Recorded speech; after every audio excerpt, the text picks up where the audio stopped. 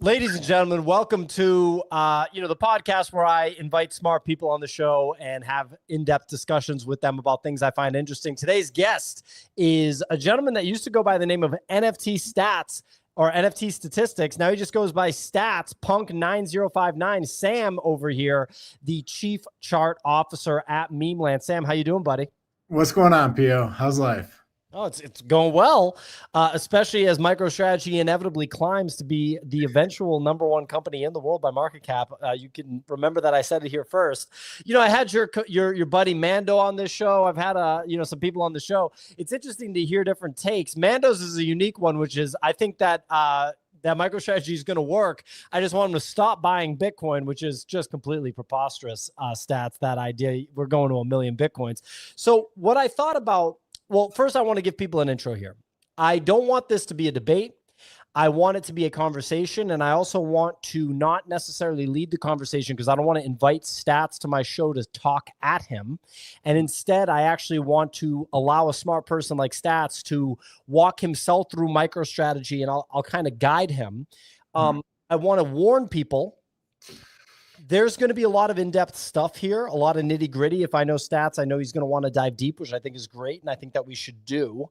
But I want to preface things by saying I don't believe that you need to know every single nook and cranny of every single market within fixed income and every single thing about MicroStrategy that we're going to dive into today to be able to form an investment thesis for or against MicroStrategy. I think that it could be intimidating or overwhelming if somebody listens to this and thinks this is just way too much for me. I don't need to go that deep. I'll just buy something else. But I wanted to provide this conversation to be able to, have a place to go deep. But I think that if you just understand simple concepts at a high level, you can form, and this goes for more than MicroStrategy. I think this goes for Bitcoin and for other assets too, that you don't need to know how to program something on the Bitcoin blockchain to know that Bitcoin is something that you should potentially invest in. So I want to put that out there first. So Stats, anything before we get started? I mean, a couple things jump to mind there. First of all, it would be impossible for us to have a debate on MicroStrategy because it's actually not something I have very strong opinions on. Sure. I have kind of my very simple, my simple Markets 101 view, and I haven't dug super deep on it. So, but my Markets 101 view kind of is that the value is largely in the meme, which I know is something you disagree with. So that's pretty. But it's not something I could really go toe to toe with someone on because I don't really have strong views on it. It's not something I'm passionate about, but it is something that I've been tweeting about a little bit lately, largely because so much more supply is coming to market as far as these Bitcoin treasury companies. Yes. So that's one thing. Second thing, on your other, one of the things I've always thought is that if people are talking in a way you don't understand, that's their fault, not yours. I think a lot of times in crypto in particular, people are just confused. And when you're confused, you kind of just assume that you're the dumb one. I normally put that on the person who's talking. Like if someone doesn't understand what's being said, that's the person who's talking's fault 9 out of 10 times. And I learned that because my second job out of college, but I worked at Goldman Sachs for a long time, and I talked about options markets. And the one thing I learned is that talking to the most sophisticated institutional investors, the key was to be as basic as possible. You think you're supposed to be complex and sound smart, but you can get so far just by simplifying, which for me was pretty easy because I didn't really know that much. But I did realize that simplification was kind of the way. Well, I'm so glad that you said that. And I wasn't even going to address this first, but I want to talk about it for a second now that you brought it up. Saylor, in this fantastic interview, Ray, if you want to just pull it up so people can see the graphic for it, it's with the guy, Jeff from Bitwise, who's running their new product, which is a competitor to Misty that's supposed to not experience any NAV erosion. The name of the IMST is the ticker. It is a MicroStrategy income fund.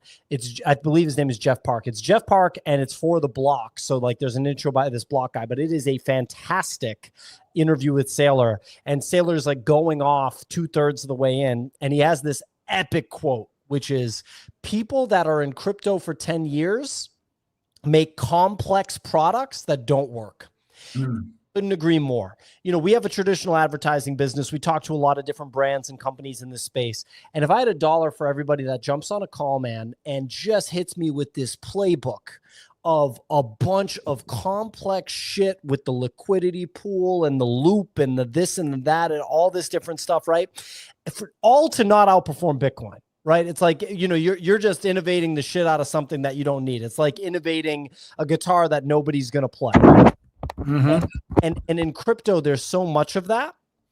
The difference between complex stuff in crypto that doesn't work and doesn't need to exist in the world. And I'm not saying that all crypto is bullshit. Look at stable coins. Look at Solana as a network. Look at Sui picking up steam and people having some real interest in using the network. Of course, there's going to be breakthrough stuff in crypto. Crypto is largely much more experimental because people saw the power of Bitcoin. Then they saw Vitalik Buterin make a new blockchain, this like giga genius kid that loved Bitcoin, make a new blockchain. Obviously, people are going to explore things, and obviously people are going to explore things when there's incentives. And I do believe that there are going to be breakout technologies that come from crypto. But a lot of it is just too complex and actually will not survive and will go extinct. The difference between that and MicroStrategy is the complexity in MicroStrategy is the only complexity is having to start from zero, because most people are at zero when it comes to institutional finance. Your regular Joe Flipperhead walking down the street is not working a convertible bond trading desk, right? Just like if I look at the engine of a BMW, I don't know what to do at all. Like, to me, that's complex, but it works. And there's mechanics that look at it as the simplest thing of all time, right?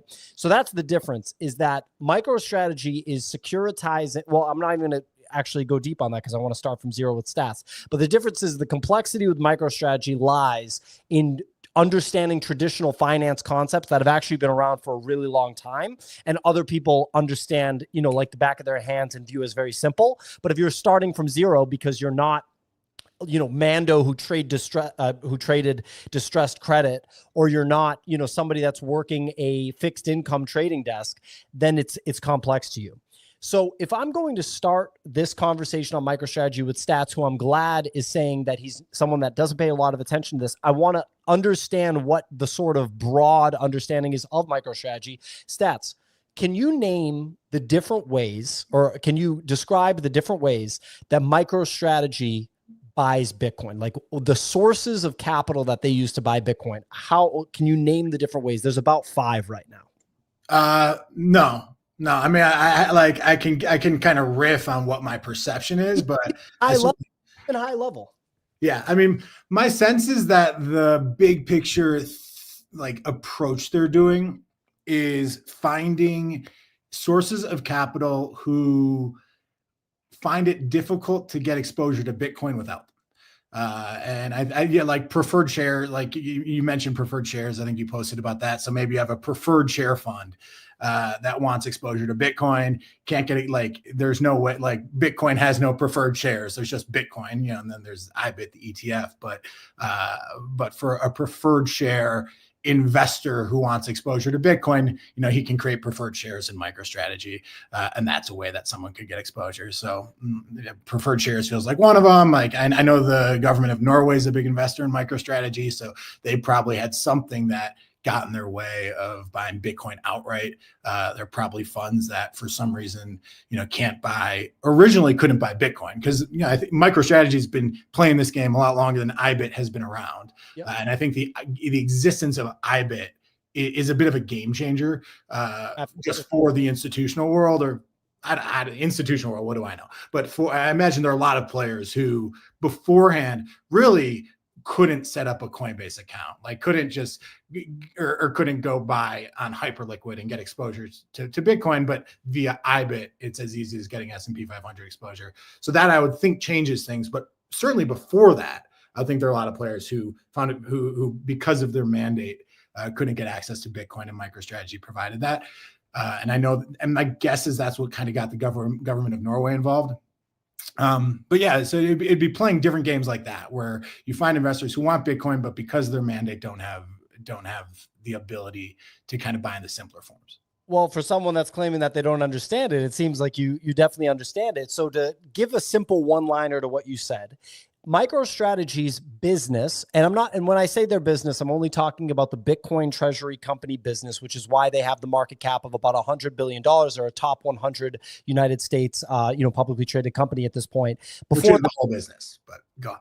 Well, there is a legacy business that, does produce cash flow, right? It was a zombie company. It wasn't growing. It wasn't outperforming the S&P 500. As Michael Saylor pointed out, 85% of the companies in the S&P 500 don't outperform the S&P 500. Wasn't growing. He was going to probably step down. And now what the business is, the Bitcoin treasury company business, is securitizing Bitcoin, or providing securities to institutional investors for the most part, different types of investors, but mostly institutional investors, to give them exposure to Bitcoin that they otherwise cannot get, and to give people different flavors of Bitcoin. You might like chocolate, I might like strawberry, right? He's giving people chocolate and strawberry and vanilla. He's giving them, ghost pepper level spicy, and he's giving them very mild level spicy. So there's different investors that want different levels of spice, and he's providing those. So to walk it back, you did bring up preferred shares. That's Strike, STRK. That's one of the new securities that MicroStrategy issued this year. We're going to get to that one. And that was a crazy, huge fucking announcement. When that announcement came out, I was like, this is pretty crazy.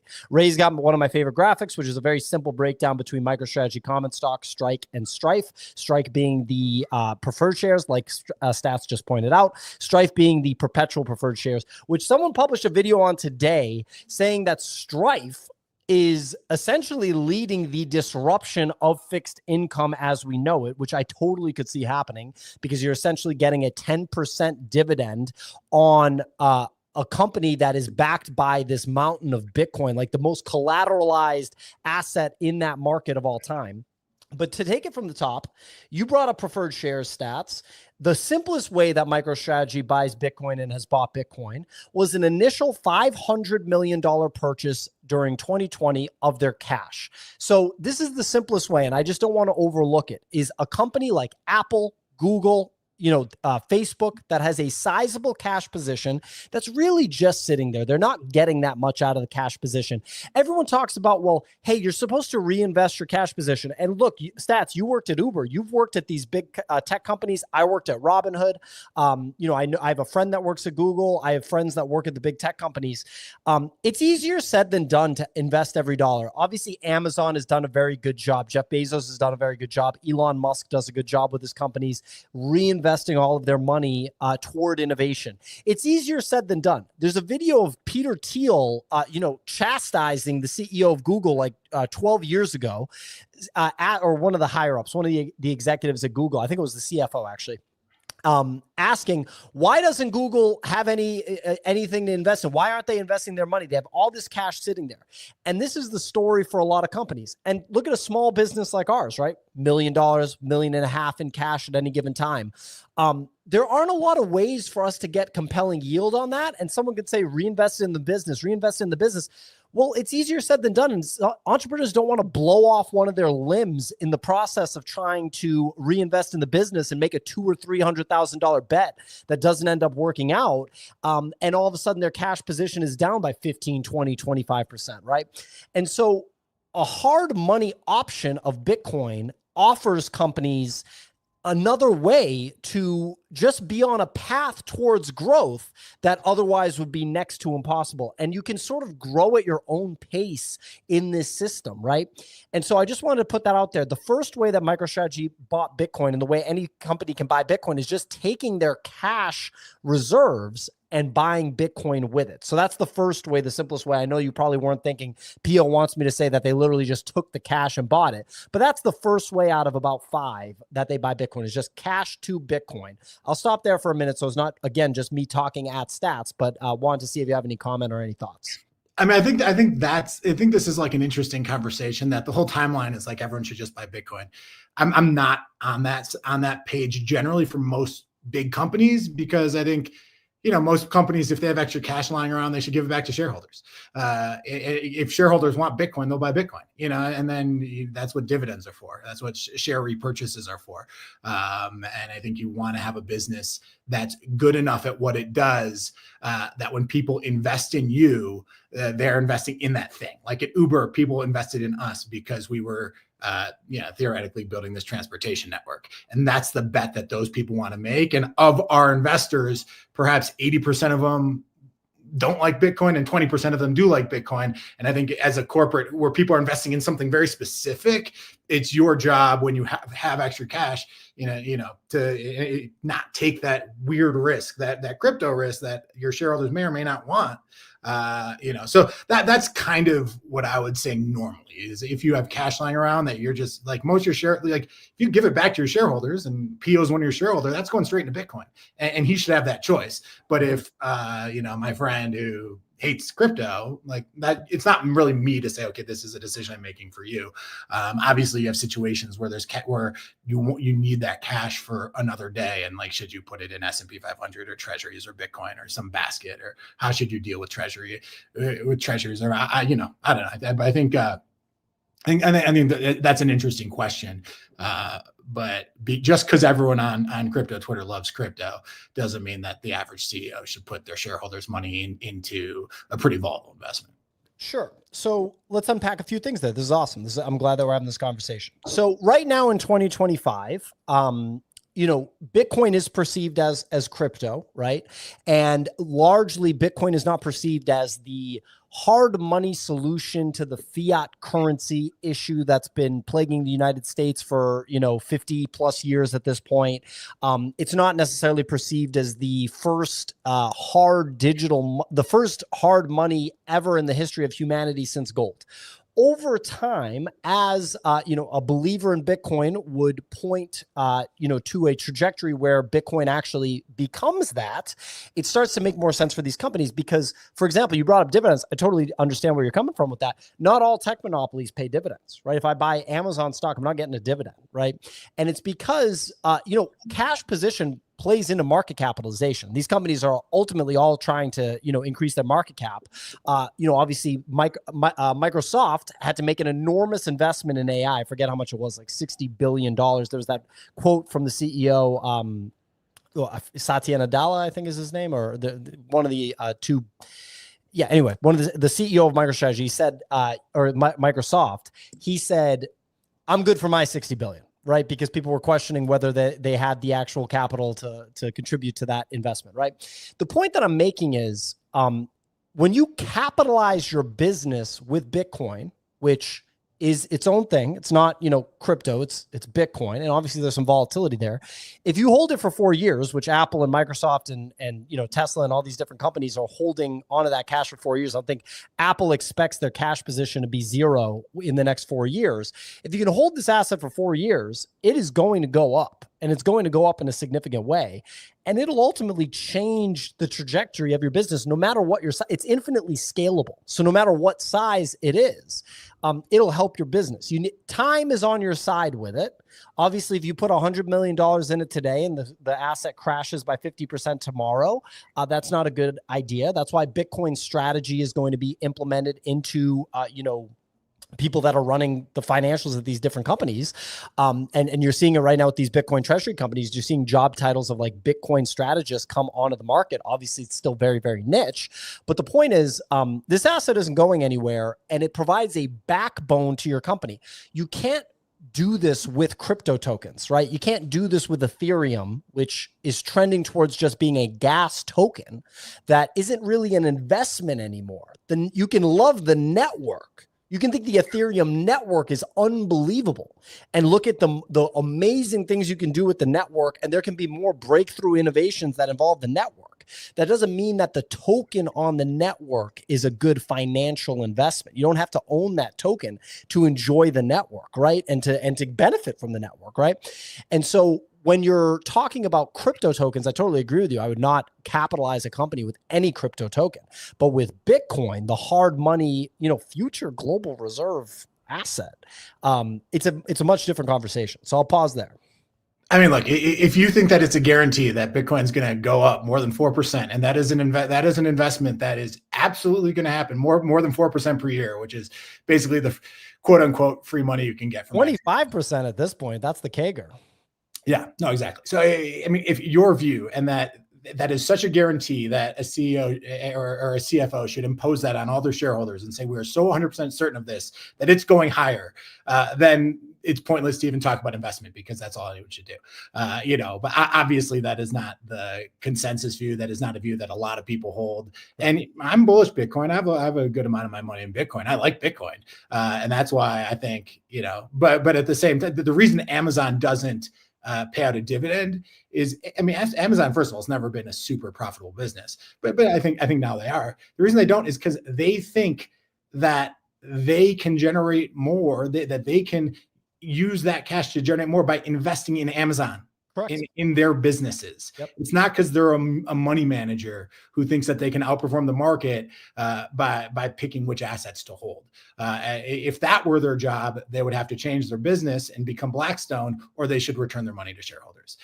Because that's not the core. It's because they believe that investing capital into AWS, investing capital into their core business, ultimately will lead to better returns for shareholders. And that's something shareholders agree with. That's why they're not paying dividends. If you look at Google, Facebook, those companies didn't pay dividends for a long time, but now they do.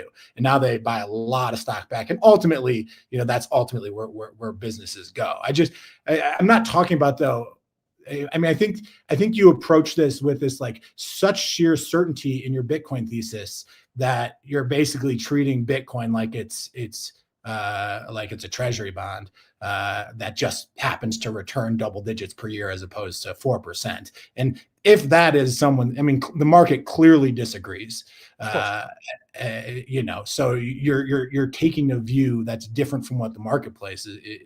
And the reason I say the market disagrees is because there are a lot of people selling Bitcoin at this price. Yep. And if it were guaranteed to go up, no one would be selling. The market's pricing in a fair bit of volatility for put options, something that no one would be buying and 5-year put options are quite expensive. And there are a lot of people buying those, just like there are in any stock. So the market's just saying something very different than your thesis. Yeah. And so we're early is the actual if we weren't early, Bitcoin's been is older than Uber. It's older than Airbnb. I think we're past the days of calling it early, but that's I think sometimes people mistake we are early and just impose that. If something's not working, a lot of times it's because, and Bitcoin's obviously working very well, but I don't think crypto's early. I think people impose and I know you don't like using the word crypto, but crypto, Bitcoin, either one. I don't think we're early. I think we're at a place where enough money and enough time has been in it that we're starting to see the product market fit and where it is and where it isn't. When you think about crypto, the same that you might think about the apps that came out of Silicon Valley between 2010 and right now, and you look at the Ubers of the world and companies like that, and you look at it as an extension of that, then I totally understand your position.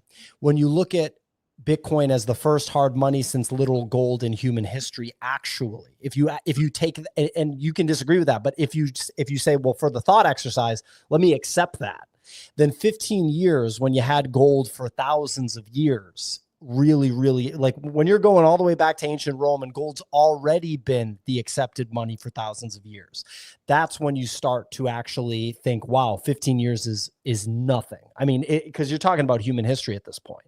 The other thing on the subject of capital management for these companies, these publicly traded companies, Amazon, they can't buy other securities. So Amazon, because of regulations, they can't buy Apple stock. They can't hold, Apple stock. They can't hold Meta stock, Facebook stock, right? Obviously, Berkshire Hathaway can as a holding company.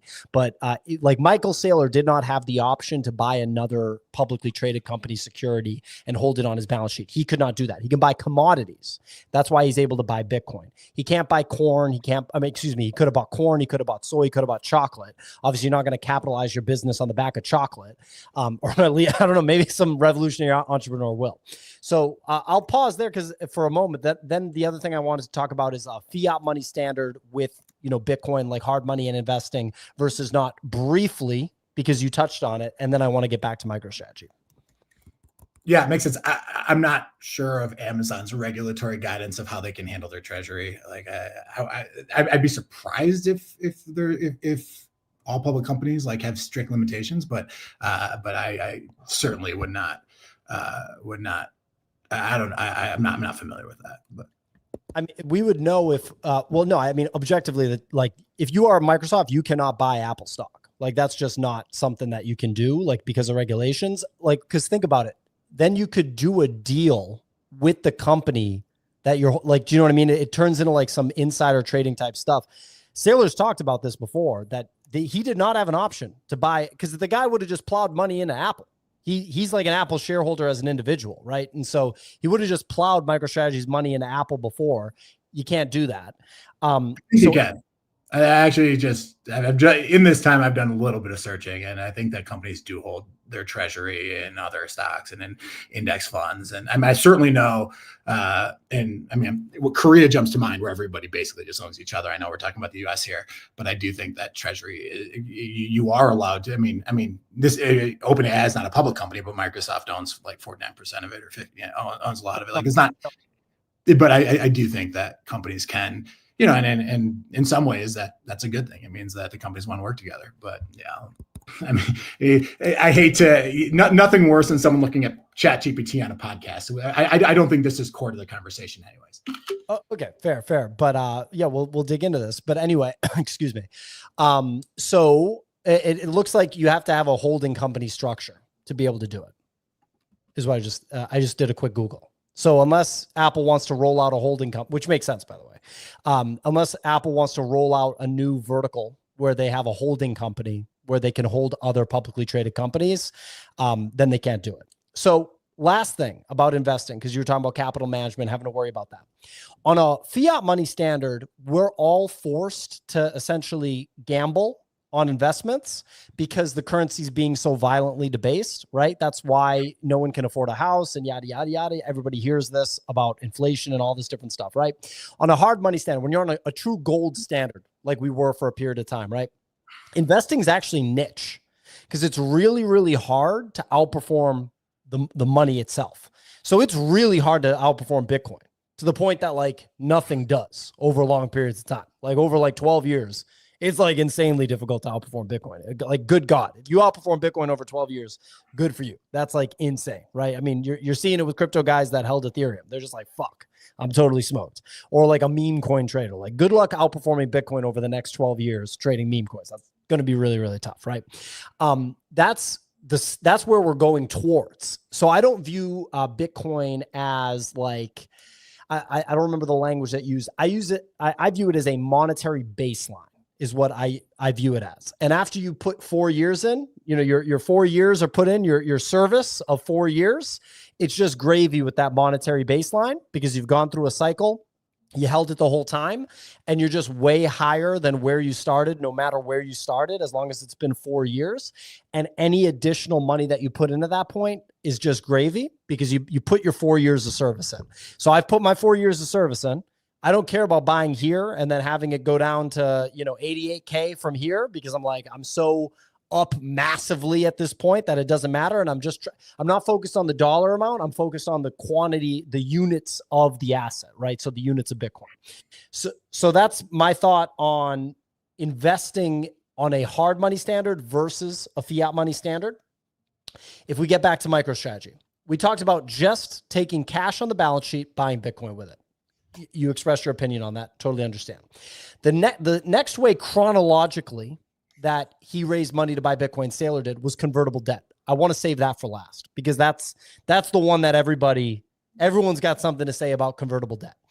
The next way was the ATM. Have you heard people talk about the ATM with MicroStrategy? I haven't, no. Okay. So if you hear somebody talk about the ATM with MicroStrategy, that means at the money. That's what ATM stands for in this situation. What that means is diluting the security. The first security that he diluted was offering shares to buy Bitcoin, issuing new shares. That's it. Yeah. That was the first one, was the MicroStrategy common stock. Okay. And so if someone's listening right now and they're like an NFT trader, just to do this in NFT trading terms, imagine there was a standing bid on Azuki or CryptoPunks. It's just a standing bid of liquidity on that collection. And the founders of that collection made more NFTs in the collection. So the supply of the collection got bigger, and that standing bid gobbles it up. It sells out at drop every single time.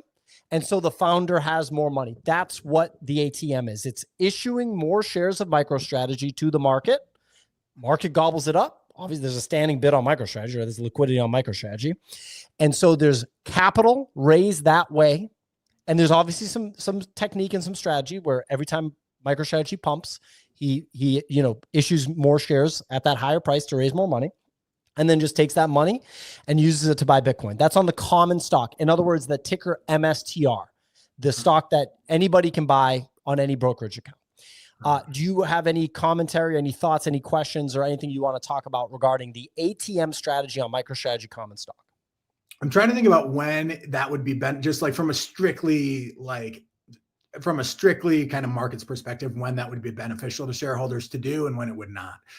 That's like, and I would think it would relate to where MicroStrategy is trading relative to NAV.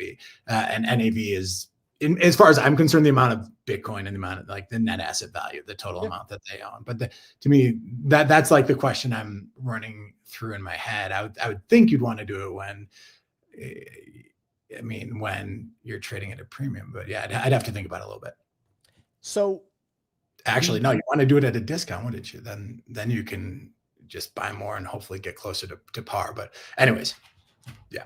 When your MNAV is high, MNAV being the multiple on net asset value that you just brought up, net asset value being the value of the Bitcoin in MicroStrategy's case, right? Mm-hmm. When your MNAV is high, that's when you want to be selling more shares of MicroStrategy. You want to be issuing more shares when the MNAV is high. I can see why he would want to. I can't see why that would be good for shareholders.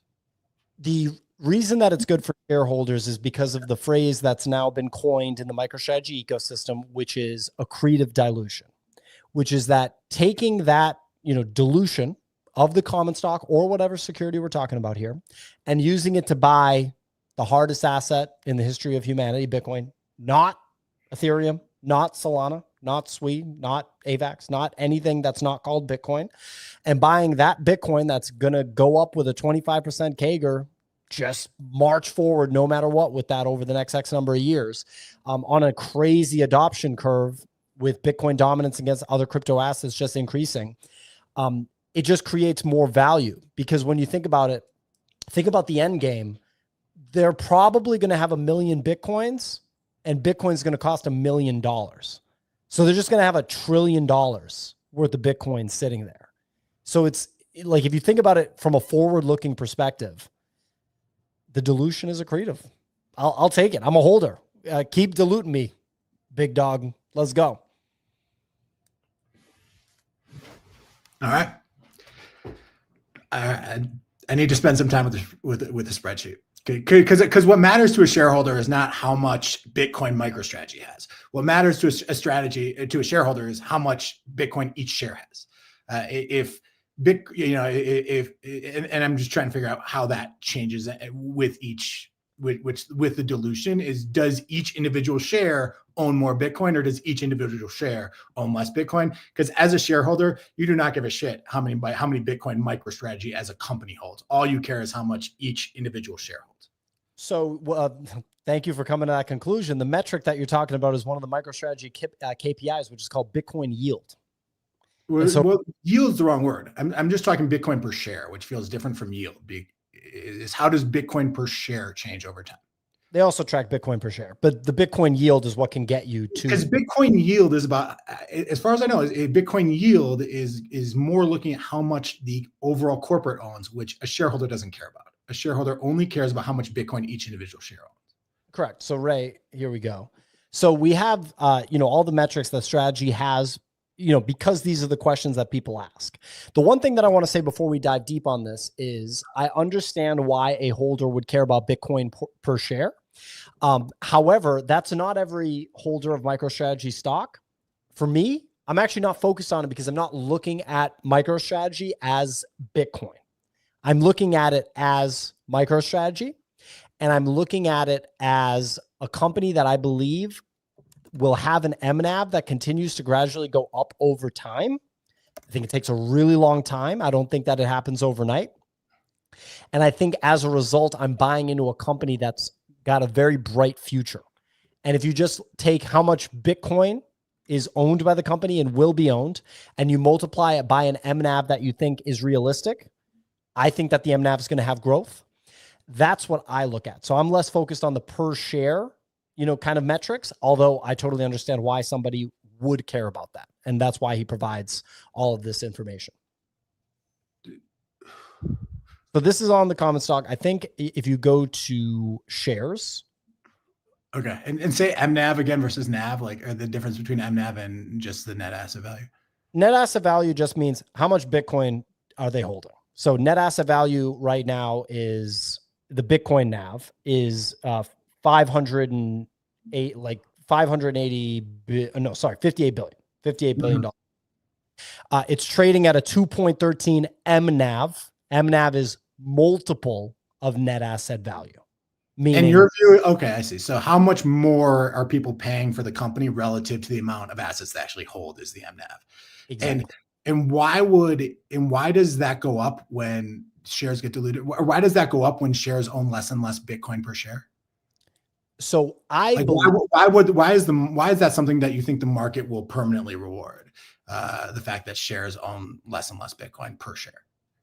well, you're not necessarily in a position where you're going to own less and less Bitcoin per share, because some of the techniques like convertible debt and also these other securities, the preferred shares, for example, diluting those does not affect MicroStrategy common stock. So if all of a sudden there's less dilution on the common stock and more dilution on Strike and Strife, right, it's a totally different conversation. So there's more strategy to this than just jam on dilution for the MicroStrategy common stock all the time. Recently, he's been very heavy on that, which I would be too, because he can feel that the price of Bitcoin is probably going to erupt higher. And they already have this massive head start over all these other Bitcoin treasury companies and institutions and just anybody that owns Bitcoin, countries. No one can really catch up to MicroStrategy at this point, with the exception of the US government, some of the publicly traded companies, but they'd have to totally, like, the tech monopolies would have to totally shift to a focus of accumulating Bitcoin, which, like you just said, the market doesn't believe that that's the right thing to do. So it ain't going to happen. So Saylor's, That's just not their jobs. That's not why their shareholders own those shares. they will all own Bitcoin though over the next 25 years. All of them, all the tech monopolies. That's just not the why people own those stocks. Those stocks are just different vehicles. Those stocks are just like a different game. Obviously, a different company than MicroStrategy. It's not a 100% Bitcoin treasury company, but all of those tech monopolies are going to own Bitcoin over the next 35 years. There's a difference between it won't happen. You just added 10 years. We were 25 years ago. What's been the progress? Wasn't Tesla the one that did that, and then that kind of switched? Or they still have it. I think they reduced the size of the position, but they are still a top. They actually might be the biggest corporate holder of Bitcoin besides MicroStrategy.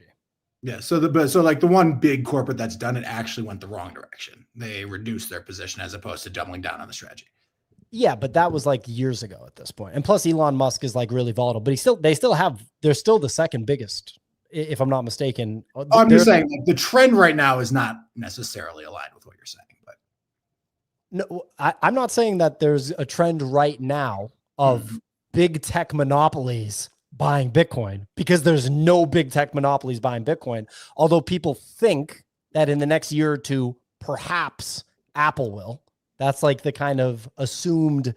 It ain't Microsoft. People don't think that it's going to be Microsoft, right? But that's the assumed one, is that potentially Apple will. Tim Cook seems to be interested in Bitcoin a little bit. It takes a long time for this stuff. But I'm saying that there's a big difference between it's not going to happen and it'll happen in the next 25 years, 35 years, 45 years, right? And so it is going to happen.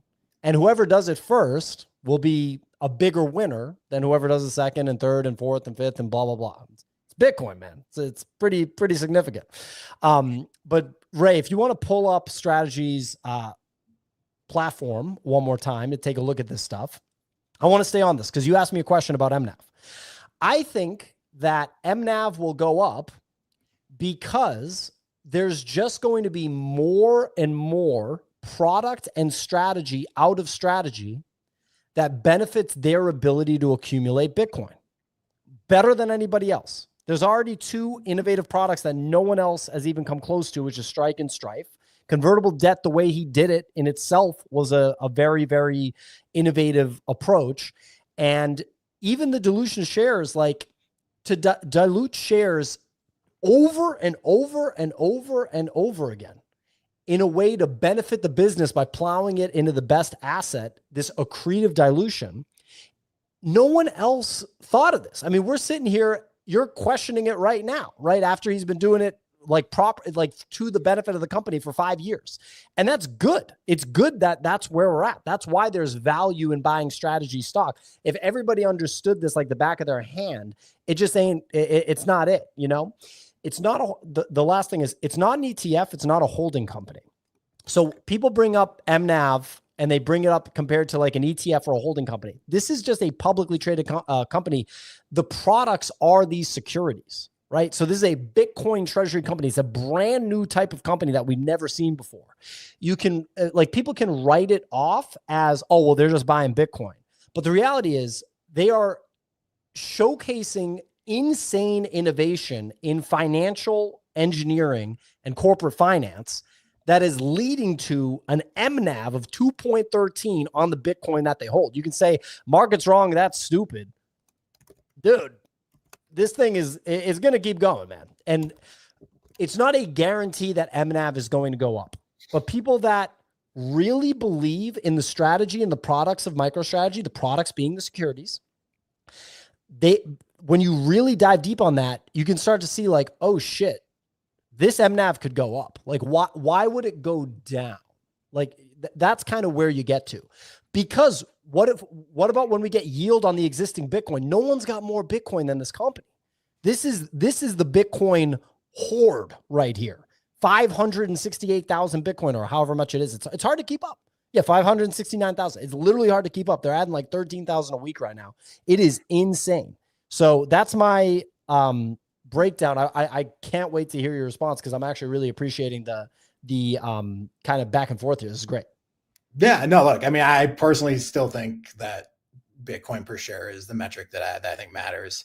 I think I would probably take the other side on MNAV going up and think it will go down over time. Like that would be my guess. The reason I'm not like out there like telling people to short MicroStrategy and buy IBIT, you know, I think that would be like the trade someone who's kind of pro Bitcoin, but also thinks this thing would go down, would put on, would be is because I think when the market has when there's been this market kind of animal spirits, and this is what I call I see that as like a bit of like the meme stock component, like the fact that there's like a cult around this thing and a religion about it, and it has this way of trading at this premium 10 AV that has expanded, and people start to believe in it. Like, yeah, it could keep going higher, and you know, and I think that's why I call it, and meme coins and meme stocks do incredibly well, and I think that's kind of what that MNAV represents more than anything else, because ultimately it feels like what he's trying to do is, again, there's a creative delusion. I'm not totally bought into that. It feels like what he's trying to do is take advantage of that,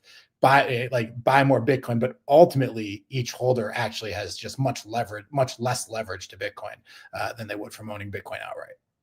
Yes, but every single Bitcoin treasury company is going to trade at a multiple.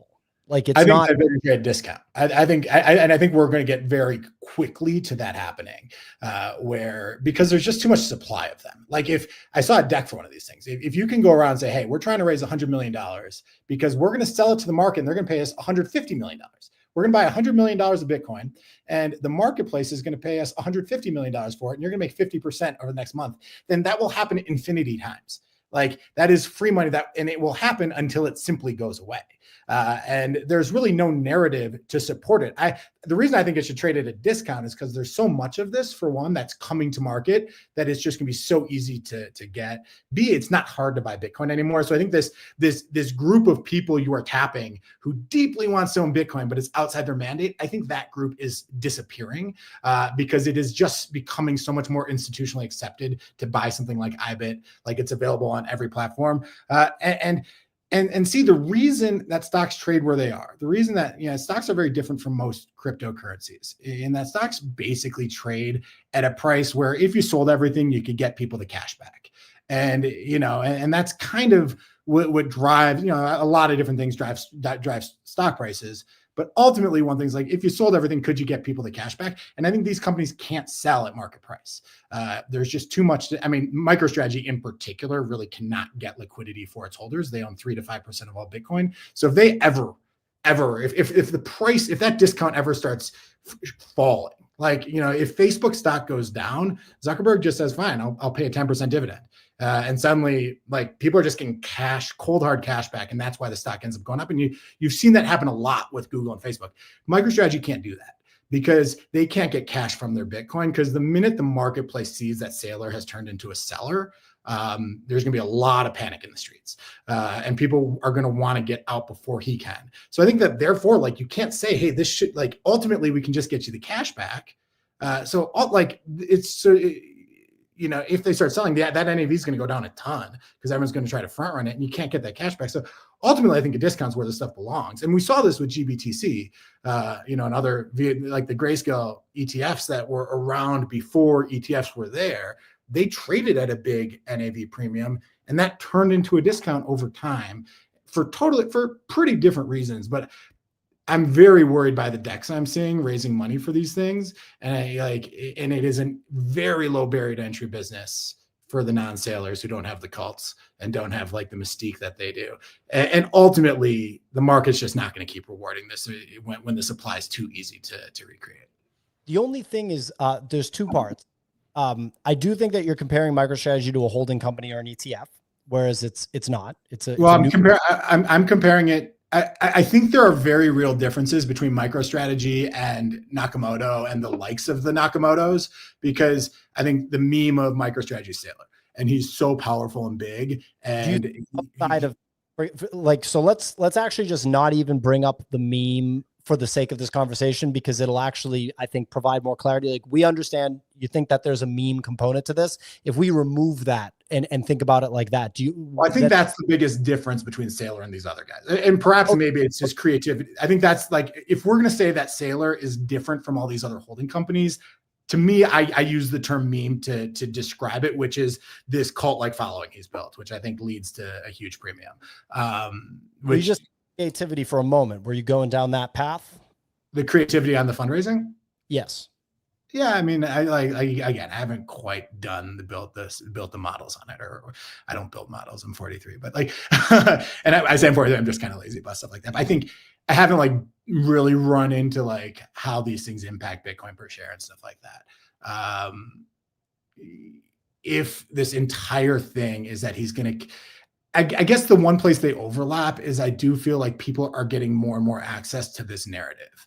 Like, if people want creative fundraising to buy Bitcoin, or creative fundraising to tap into this elusive group of people who can't buy Bitcoin but want it, like, that is the group of people that you are relying on. This group of people who can't get Bitcoin but deeply want it. You are relying on them to fund everything for you guys. And and there are a lot of people going after that now, and I don't think it's that big a group anymore. So, okay. So you're a big ChatGPT guy, and do you have it open by any chance? No, but I'm on my computer, so it's always command T away.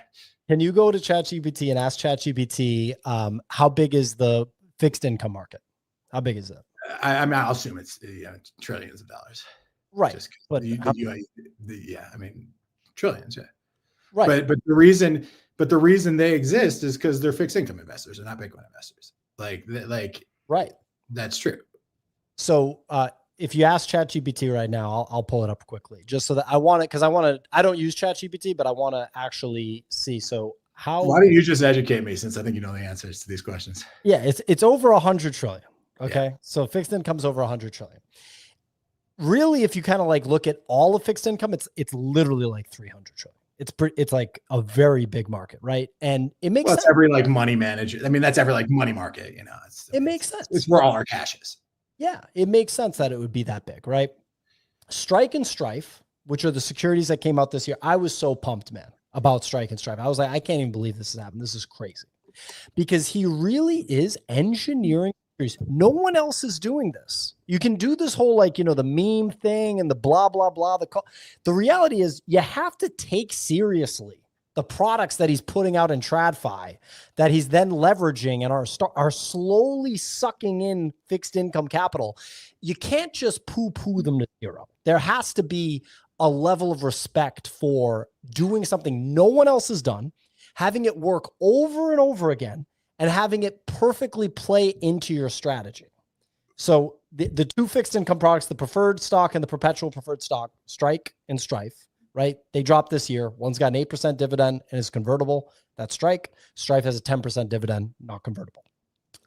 The people that operate in those markets, the institutional investors, they don't have access to sick, nasty assets. Like they just don't. Like those assets, you and me aren't buying the fixed income assets. They're not that good. Why would we buy them? They're used to yields of 4%, 6%, 8%. Like it's not a lot, right? 8% is actually high. That's not what they're used to, right? And so Saylor's giving them a Bitcoin security. It's a security that's essentially part of the MicroStrategy ecosystem that has 569,000 Bitcoins. And their issue is they still don't trust Bitcoin. So obviously they don't trust MicroStrategy. That's why Strike doesn't have a gazillion dollar, market cap, right? Over time, as trust builds, it was both were oversubscribed. Don't get it twisted. Both were oversubscribed, and both are being used to buy Bitcoin already. But over time, as more money gets sucked into these things, why will more money get sucked in? Because they're just better. Bitcoin's just better than all that other shit, right? It just is. It goes up 25% a year. Like it's really good. It's some good shit. Bitcoin, that's the good shit, right? So investors at some point just say, well, look, that thing seems pretty fucking good. Why don't I buy it, right? At some point, you just win over even the biggest skeptics because enough time goes by and people just get beat to death with the performance of an asset. And they're like, all right, screw it. I'm going to do it. So the point being, it was a long rant, but the point being is you can't be like, yeah, I guess it's kind of creative. It's like, dude, the guy's engineering securities from scratch that nobody else has done. And it's working. Well, he's finding ways to get leverage to buy Bitcoin, and like every lever, and most businesses can get leverage. Like that idea, like he's going to agree. Like it would be hard to probably go to Chase Bank and say, hey, I want to borrow money so I can buy Bitcoin. Like that's just probably not something that most banks would do. But so he's finding other ways to do it. Like, but this idea that he's going out finding leverage to do it, and like with every leverage, it has its pros and cons. And that's what he's doing. And if Bitcoin goes up, perhaps, I feel a little bit out of my depth because it feels like something where if I actually studied it with a little, and I should have done it before this conversation, like there are pros and cons and there are risks and benefits to shareholders. And I'd be interested in doing that. But this idea that tapping a preferred market is genius. I mean, it's there's creativity. These guys get all the Bitcoin before you do as a shareholder. So if things go down, they get everything, and your Bitcoin per share goes down a lot more. So it increases that risk into the shareholders, which is that if you buy MicroStrategy now, you get less Bitcoin per share if price goes down because you got to feed all these guys first. So again, it creates that downside volatility in a downward case. And I don't know how much it helps your Bitcoin per share on the upside case. Like I have less of a sense of if that's, I imagine it does a little bit, especially the ones that have no convertibility to equity. But yeah, it increases the risk profile and it increases the amount of Bitcoin you can get. Like this isn't like some sort of insane thing. It's just banks won't lend you to buy Bitcoin, and he's finding people who will. And it's backed by the fact that they own 3.5% of Bitcoin. So people know that they can sell their Bitcoin and pay them before equity holders get paid. But I don't know. It doesn't feel like the game changer of the century. So think about it like this. It's 2025, May 2025. We're sitting here having the conversation. Do you think that over the next 25 years, right, when you really think about the direction the world's going, AI, Bitcoin, blockchain, crypto, right? Real big revolution with AI coming, right? That Bitcoin just plays into perfectly because, digital value. Like that's pretty significant, right? We got a company, 569,000 Bitcoins acquired, has been done everything that has been done to get the Bitcoin no one else has ever done in the way that it's being done, right? It's just automatic. It's just innovative all the way around. The fixed income stuff, like when you really think about it, tapping into fixed income, engineering securities that the market's already had a positive response to. And ultimately in May 2025, being the 88th biggest company in the United States already, right? 4 years into this strategy. Do you think that over 25 years, like, I know you're kind of like, yeah, I don't know if it's really that insane of a thing. Do you think that maybe like as time goes on, 700,000 Bitcoin, 800,000, a million, 3 more securities in different markets tapped into. No one else is doing it. Trailblazer in every direction when it comes to Bitcoin treasury companies. Bitcoin goes to $1 million, hardest asset known to mankind. Banks are telling you should just put all your money in Bitcoin, 35 years from now.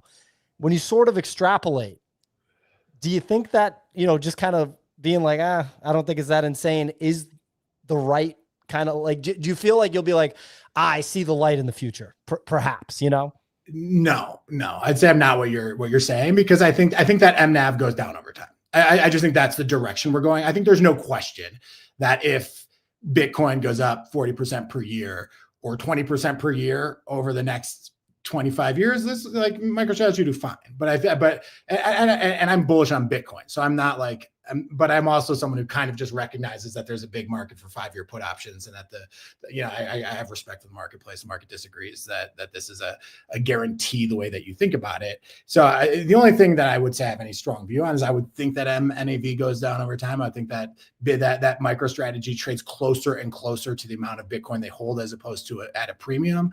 That would be my guess. I think it should trade at a discount. I think that's ultimately where we're going. And my guess, and he's going to keep issuing more and more securities until it does.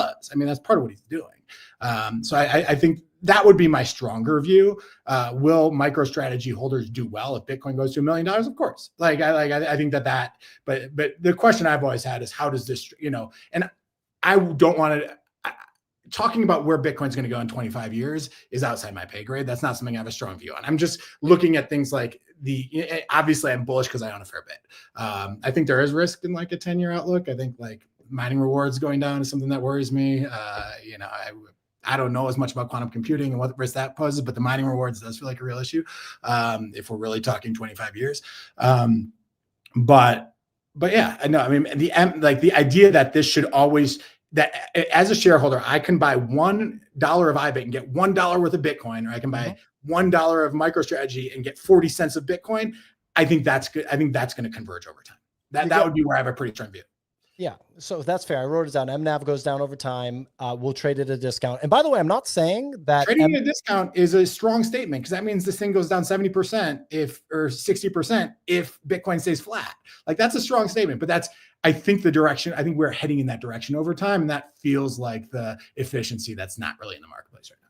So I want to be on record that I think volatility in MNAV is a guarantee. And I think, just like I think that it's going to go up, I think that it'll go down. And so if it does, I'm not saying that I don't think that MicroStrategy will ever trade at a discount. That's not what I'm saying. I think that is possible. Then you should own IBIT instead of MStrategy, or instead of MicroStrategy. Like that, then or you just buy Bitcoin. I mean, I have a good friend who's a hedge fund manager, and a smart guy, good at this game. And he always just texts me is JBB, just buy Bitcoin. And you're interestingly diverging from that by saying you should buy something where you spend $1 and get 40 cents of Bitcoin instead of spending $1 and getting $1 Bitcoin. Because I save my money in Bitcoin, like I talked about. And obviously I'm always buying Bitcoin. I'm saving my money. I invest my money in the only asset that I think can outperform Bitcoin over a long period of time, because it's, leveraging Bitcoin. So I invest in MicroStrategy, which is not Bitcoin. I'm not buying Bitcoin when I buy MicroStrategy. I'm buying MicroStrategy. I'm not buying Bitcoin. Not buying Bitcoin. I have a question. Do you think that MicroStrategy will be, it's the 88th biggest company in the world, in the United States right now. Do you think it will be a top 5 company, displacing one of the Mag 7 in the process by market cap? Do you think it'll be like Apple, MicroStrategy, or Microsoft, Apple, MicroStrategy, Amazon? That question is too tied to the price of Bitcoin. Like, again, if Bitcoin goes to $1 million, like, will MicroStrategy be a top 5 company? The two questions that jump out to me are, one, what will happen? Like, market cap isn't as important to me as share price. But again, what do you mean? Well, if there are a lot more shares outstanding, then market cap, if we double the amount of shares outstanding and the market cap doubles, then as a shareholder, I don't make money. No, you do, because of the splits. I mean, like, well, no, not because of the splits, but sorry. No, market cap's all that matters. If you just market cap chart, the price of the stock doesn't matter. Just market cap. No, because if you double the amount of shares outstanding, then each person has less access to the market cap. Yeah, but you can't just double the shares today and all of a sudden the company's worth 2x what it's worth. If you double, well, that if they issue a ton of stock and it keeps up, price of the individual price goes down, but the market cap, I'm talking about share price as opposed to if you issue more shares, yeah, share price is going to go down, and the share price stays flat, then the market cap will double, but the shareholders will not make money. So Ray, come in here. So market cap is all that matters, right? I understand what stats are saying. When you issue more shares and you dilute, the price of the share is going to go down in the process. That's what happens every single time he taps the ATM. But all I care about as an investor is market cap, because I'm buying in at a market cap. If I buy in at $50 million market cap and it goes to $100 million market cap, doesn't matter what the share price is. I made a 2x. Yeah. Oh, you can't sell for a 2x there. You can sell for what the current price is. Right. But so wait a minute. I'm actually tripping on this? I think so. I'm tripping because he's diluting your price. That's what he's doing. But you're expecting the price to go up over time to offset the dilution with the Bitcoin. Right. So why am I having trouble processing this right now? I think that normally price and market cap are tied together. The fact that it's not a direct stock split and it's because it's issuing debt is the issue. He's issuing more at the market shares. So it's not a split in like the terms of like a Tesla split. You still have the same amount of market cap because you're getting additional shares. Sure. Still in the same amount of shares of the price goes down every time he dilutes, regardless. So the price is going down every single time. No, if people think he's going to get more money and invest in something that's going to be accretive, then it would go up. I mean, if like a dilution, like it doesn't have to be negative for share price. I mean, in theory, like the reason you do it is because you think you can invest that money and make more money for shareholders. But that's not the point. So again, like, yeah, market cap to me, like if he dilutes the hell out of people, market cap goes up. That could, yeah, that's one thing that I think. But the other thing is like, look, I'm more thinking about how this when I'm critical of strategy, it is more people deciding to buy MSTR instead of buying Bitcoin. That is the question in my mind. And how is that going to change? If Bitcoin does all the things that you have high degree of confidence it's going to do, I would think that MicroStrategy would still be a sound investment. I still think it would be a worse investment than just buying Bitcoin. And I think this premium has to contract. And I think he's going to do everything he can to make it contract, because he knows that he knows that he owns 40 cents of Bitcoin and people are giving him a dollar for it. So why wouldn't you sell that until it goes back to parity? That's what I think is going to contract. I don't, but again, if I see a world where Bitcoin does go to $1 million, like that's very much in the realm of what I think are very realistic possibilities. And in that case, I don't think it's unreasonable that MicroStrategy would be a massive company. How does that fit in next to like an Apple or a Google or an Nvidia or a JP Morgan? I don't have a strong view on that. So I actually, I want to be on record then, just like I went on record, that I think that it is possible for the MNAV to trade at a discount at some point in the future. Wouldn't be surprised to see that. I also do think that MicroStrategy will at least be a top 5 company. I think there's a real shot that it'll be literally the #1 company in the world, which will be the most hated rally of all time. That is like, there's no more. I mean, Bitcoin people hate MicroStrategy, right? So I mean, this is the most hated rally ever. There are a lot of hated rallies, but I think that I think anytime you're a cheerleader for something on X, you feel the hatred more than anyone, because even if 5% of people hate something, 95% like it, or more likely 95% are neutral and 5% don't like it. If you tweet about it, that's going to be 100 people in your comments attacking you. You know, that's something that we forget about. I think people think rallies are hated a lot for the things they like, because for some reason, people who oppose us tend to have a way of rising like helium. Fair. And real quick, on your comment about Saylor being incentivized to drive the MNAV down, in the Q1 earnings call that Strategy did, it was sick. It's like a podcast, dude. I gotta listen to it. I gotta listen to it more. I have not listened to our savior Michael Saylor sufficiently to be on a call with you. I think that I really wish I would have done that before this. He's not our savior. He's an actual genius when it comes to corporate finance. I mean, the guy just loves it. I mean, he loves it. That's his shit. Like I saw Bitcoin. I mean, the man loves his Bitcoin and corporate finance, because he loves going on CNBC. I mean, and that is a hugely important thing for what he does. Like his company is a big. There's a lot of marketing involved in it, and it's not like he's out there with 10,000 employees, 20,000 employees, like Travis was at Uber, where everything, all you have to do is lead people, and then the business and money will come. Like he's a marketing engine, and he's phenomenal at that. You know? Right. But he really loves the corporate finance part. It's like, so I've talked to people that are like, you know, as close to him as I can get. Right. Yeah. Like, and had talks about it. And it's like, they say that this guy could not care less about anything besides like what he's doing, like engineering this corporate finance, which makes sense. People go all in on the things that they're focused on. He's not the CEO of MicroStrategy anymore. Right. So this is what he's focused on. Know that. Yeah. Oh no. Fong Lee is the CEO of MicroStrategy. Sharp guy. Yeah. Went to MIT business school. Like, you know, he's not a genius like Michael Saylor is. He's not going to go and engineer. So anyway, the last thing I want to talk about is that a lot of people point out all these different risks. I actually think that the risks that you are pointing out and that a lot of people point out are very overblown. I think the worst case scenario, the literal worst case scenario, is that strategy has to sell some amount of Bitcoin, which, like you said, people would not like and whatever, but it wouldn't be the end of the company. It like, you know, a lot of shareholders would definitely get mad. I wouldn't really give a shit. The volatility that's been created, and that would be a very volatile situation, makes it a top 5 company for, or top 5 security for options tradings, top 5 options trading stocks. Selling covered calls on it is a great way to generate yield. It's why products are being made by YieldMax and by Bitwise, you know, focused on income right now for MicroStrategy. The biggest risk to me that no one ever talks about ever, which is so weird to me when it's the most obvious risk, is Saylor dying. Literally, if he dies, that is the single biggest risk. Everyone's like, oh, but they already got the strategy. Dude, he's making the strategy. He's the innovator. All of this is because of him. If Elon dies, I don't think that Tesla is as good as him alive. I don't think so. And yet I never, ever hear anybody talk about key man risk with Saylor and the prospect of him dying. And I think that's actually the only viable argument against strategy, because I don't think that we're trending towards, you know, trading at a discount with MNAV. I think it can happen for a moment because it can be volatile, but I think we're trending towards a 10 MNAV, right? That's what I think. But I think if Saylor gets a heart attack right now and dies, that's a huge fucking problem. And I would probably get out of the company at that point. Like, I actually probably would. So that's the risk that I think never gets brought up. I've never seen anybody or heard anybody say it. I've never heard somebody say, what if Saylor dies? Not once.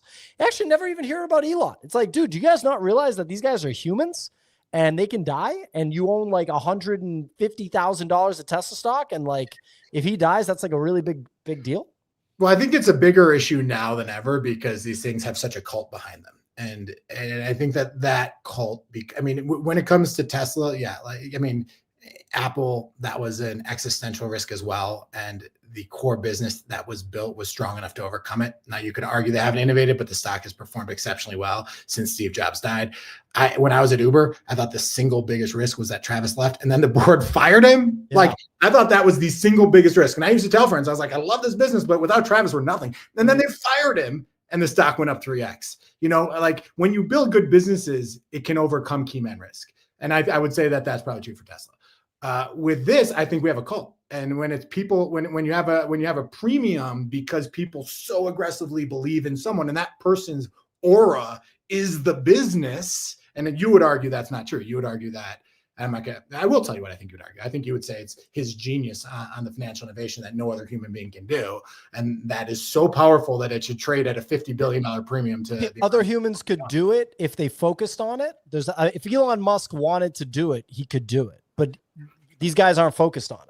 Yeah, you know, but I mean, well, look, all the big players other than Facebook really have lost their CEOs. I mean, Google, Microsoft, like they've all outlasted because they're incredible businesses with huge barriers to entry.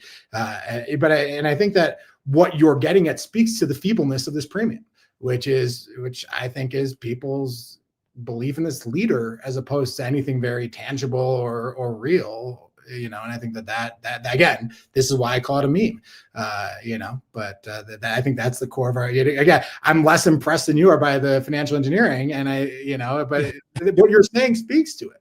You're writing off the essentially greatest feat of fundraising in corporate history, literally, I mean, he's got 568,000 Bitcoin, dude. Like, this is going to go down in history, and it's not stopping, right? Like, so you're just being like, yeah, whatever. It's like, dude, it's 568,000 Bitcoin. That's nuts. Like, that's absolutely nuts. You And like, can't argue with the performance of MicroStrategy till now. I'm not an idiot.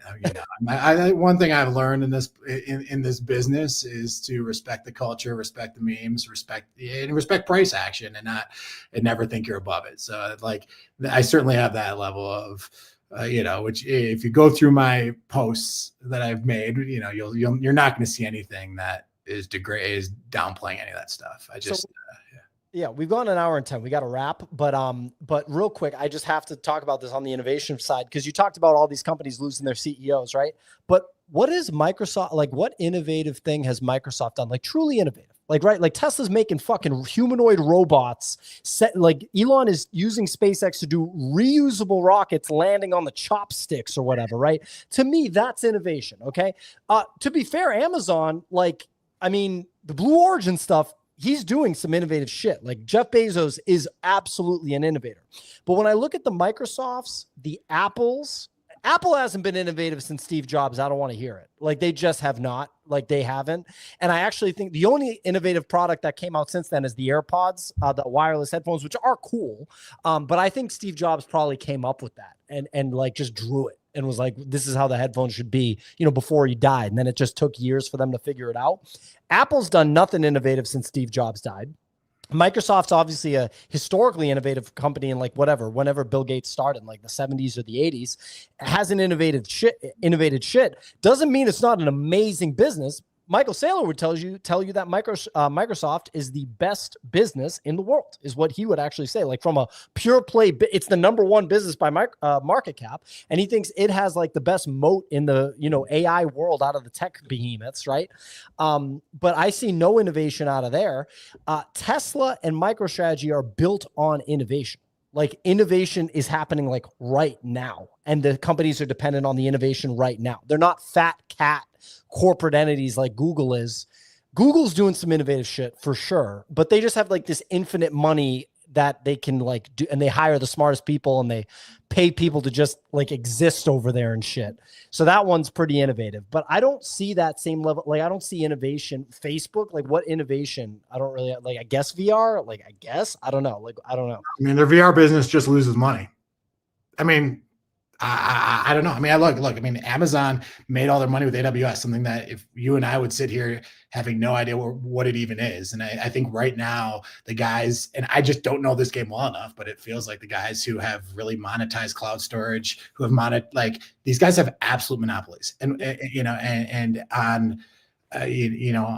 there's so many different things that all consumers and businesses pay these massive companies hundreds of dollars per year, and it's so many people that I think they're just cranking these monopolies and making more and more money off them, but it's not coming in. I mean, it's interesting, the stuff you mentioned, like VR, those are the money losers. Like Tesla's actually the opposite. I mean, Tesla revenue was down 12% year on year, even though we see innovative stuff they're doing. They're not really growing as a business, but these other companies are growing 12% per year on billions and billions of dollars of revenue. Those are just facts, and it's not just bookkeeping. They're also buying back more shares, paying bigger dividends, and giving real hard cash back to shareholders that we can go use to buy Bitcoin.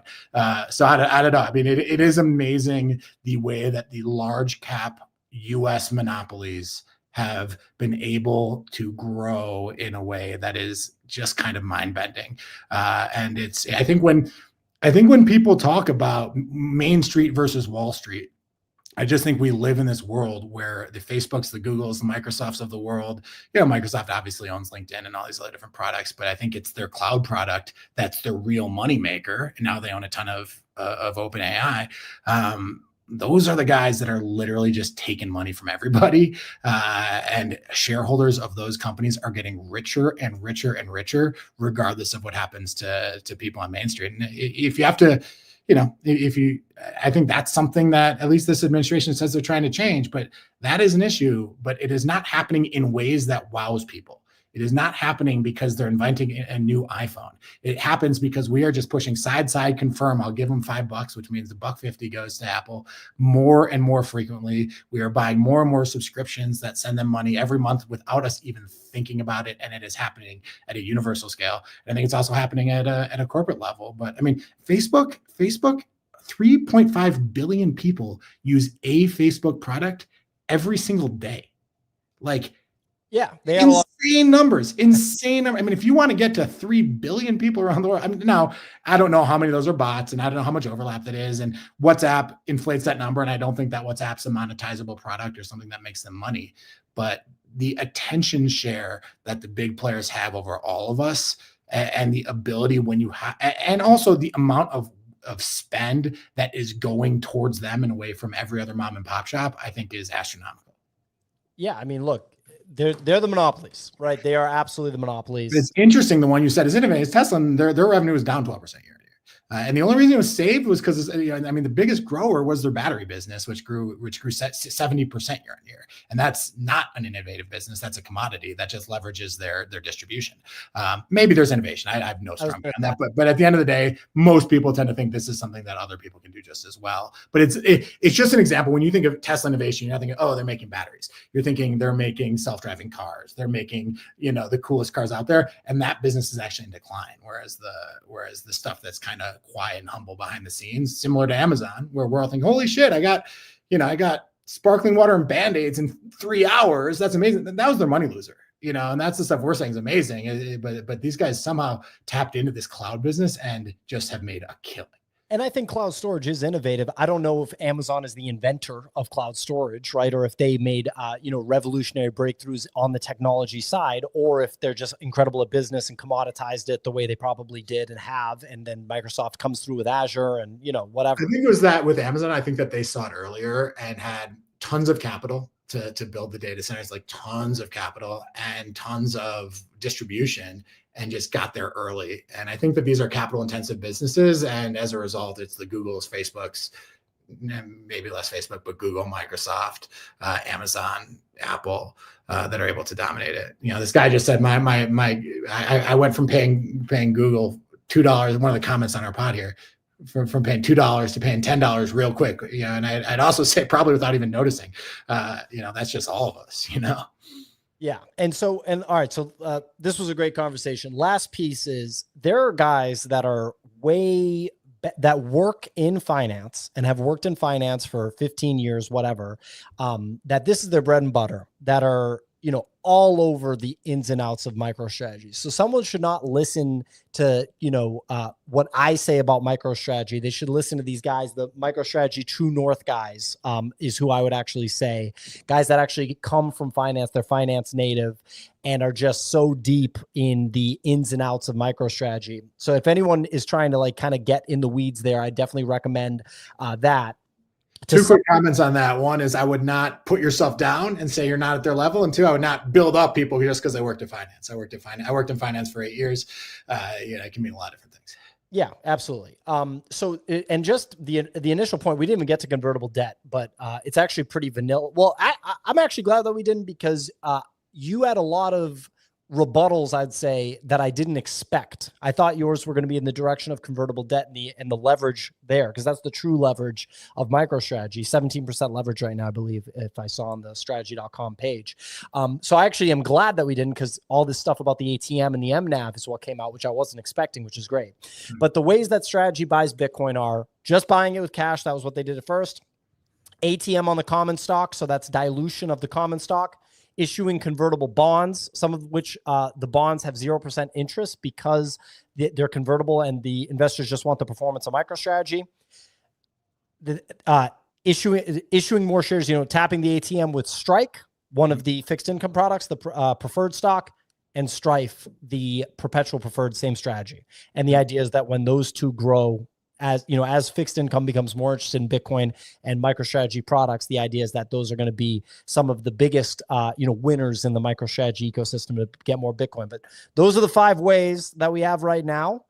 Maybe we can do this once a year stats, and we can just update them like, oh, look at that. It's the 36th biggest company in the world now. I'm always happy to have a chat, man. I'm always happy to have a chat. I feel bad if the conversation gets technical, or if I'm just sitting here being like, I'm trying to like think this through in my head and I have no idea what I'm talking about. I never like those types of situations, but it happens to the best of us. Yeah, for me, from my perspective, listening to this whole thing, the way you think about it was very interesting to me. I think that your background makes you very well positioned to be able to think about it. I like the way that you're thinking about it compared to other companies. I actually am not a huge fan of comparing anything to the tech monopolies for the reasons that we kind of talked about, because they're not real. Like Nick, my business partner, Nick, will bring up like Amazon. I'm like, dude, like, I don't want to compare our business. You're the one who did it. You're the one who's out there saying, is this going to be as big as Amazon? That conversation would never even cross my mind, because there's such different plays. One is a bet on Bitcoin price. The other is a bet on a corporate that's massive in the cloud space and delivering shit to everyone in the world. It's apples and oranges. Fair. Well, I think if I was going to make a bet on what, if we did this a year from now, well, a year is not even long enough. If we did this 8 years from now, it's maybe that you should take the strike, the strife, the ATM strategy, the convertible debt a little bit more seriously as something that's truly innovative and something that is, the work of Saylor's genius, if you will. I mean, throwing this word around, whatever, but I think like Elon Musk's a genius. I think Jeff Bezos is a genius. Like, I don't know. I mean, these guys are no joke, I think people who win in the game of money, in the game of life, you have to like figure out what they're really good at and not ignore it. So I have no opposition to your usage of that word. Fair. Follow stats on Twitter, everybody. Punk9059. Thanks for listening.